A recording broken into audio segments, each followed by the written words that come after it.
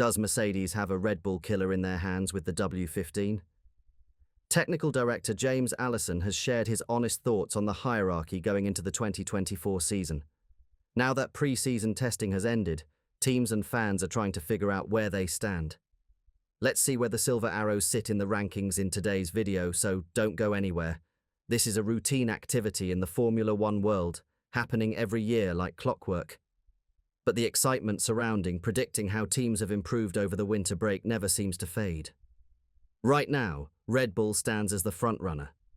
Everything points to them maintaining their edge over the winter. The big question is just how much their lead has widened and which teams will pose the biggest threat. Ferrari caught everyone's attention during the 3 days of testing in Bahrain, showing strong performance in both qualifying and race simulations. The SF24's impressive tyre management stands out as a crucial revelation, especially given that tyre management has been a weakness for Ferrari in recent seasons.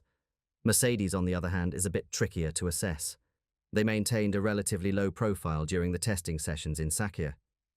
But James Allison has provided a refreshingly candid assessment of where the W15 stands in the hierarchy. Red Bull are in front.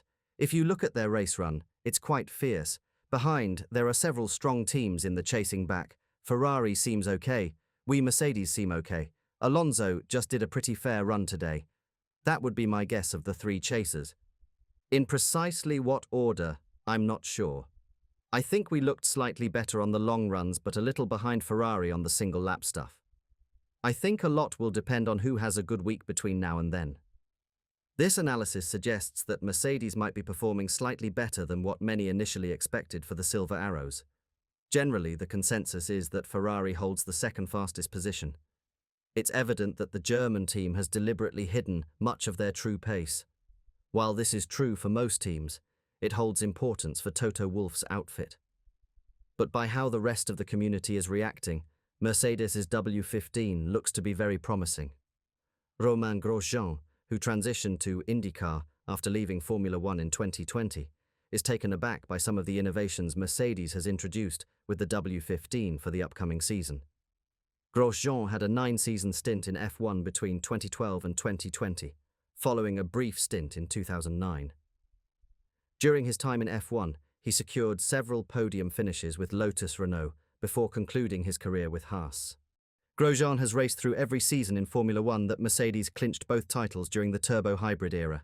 Their latest innovations have piqued the Frenchman's interest as he looks ahead to the first race of the year. Discussing the upcoming season on his YouTube channel, Grosjean highlighted Mercedes as one of the teams he's eager to watch in action on the track. "I think it is the car, with the Red Bull, I'm the most intrigued to see on track," he said. "I think there's some very bold moves. There are some very bold decisions made on the car. Look at that front wing and that big scoop. It does remind me a lot of the 2006 F1 cars that I used to be in love with. And then those side pods. They went for a very small entry to get as much flow as they can under the side pods." George Russell has voiced increased optimism about the progress Mercedes seems to have made over the winter. Yet he maintains that Red Bull will likely be the team to beat at the beginning of the 2024 season. Following their initial days behind the wheel during pre-season testing in Bahrain, both Russell and teammate Lewis Hamilton remarked that the W15 is more enjoyable to drive compared to its predecessor. Russell then went on to set the second fastest time on day 3 of testing in Bahrain. During a mid-test driver's press conference, Russell further elaborated on his initial comments by emphasizing the positive aspects of the W15's performance. He said, "It was great to be back in the car, driving the W15 for the first time, and it does feel a step in the right direction. But there's no hiding that our competitors have also done a really great job. We know we had a mountain to climb with the form that Red Bull showed last year.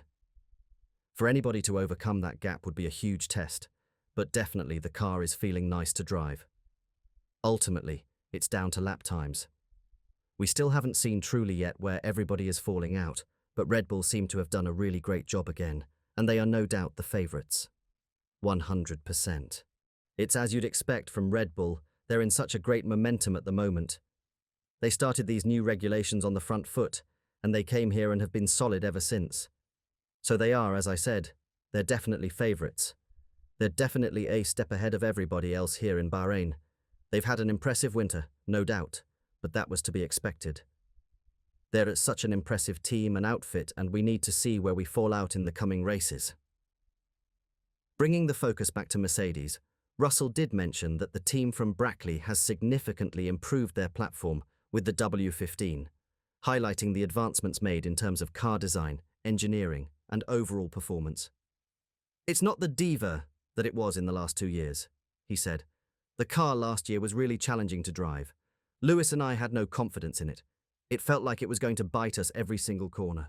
We couldn't attack the medium and high-speed corners without the rear end snapping out. We feel like we made a really good step in terms of the consistency of the car. We can really lean on it better than we've been able to in the past. And this was a huge focus throughout last year with the W14, which the team has done a really great job to rectify. We've now got a car mechanically where the aero guys can go and focus on building downforce up on that. Whereas in the past, whatever we did aerodynamically, there was underlying issues with the race car that took a while to understand.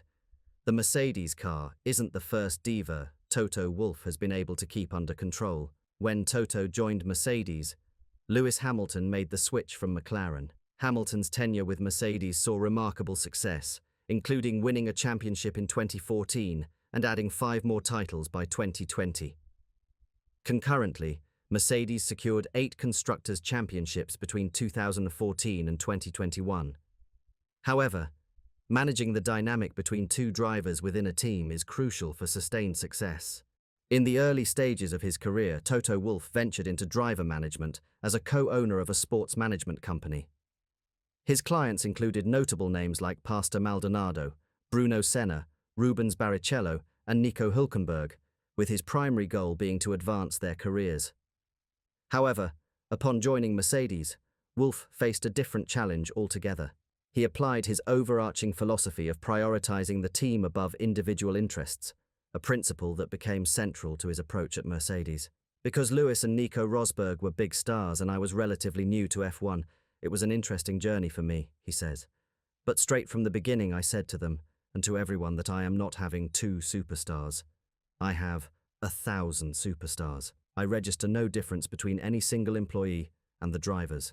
Hamilton and Rosberg had several on-track clashes during their time as teammates at Mercedes. Incidents occurred at Belgium and Monaco in 2014, with tensions flaring up after Hamilton clinched the title in Texas in 2015.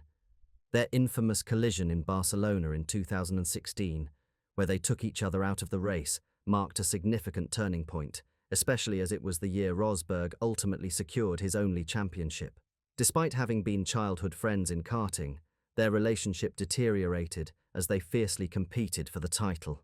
Both Hamilton and Rosberg are strong personalities, making their rivalry challenging to manage. Well, there is ego, but I really like ego because ego is a strong driver, Wolff says. But it needs to be channeled, it needs to be conditioned. I believe the best performers have ego, they have edges, but that makes them very strong. That being said, does Toto Wolff have the patience to make one more superstar?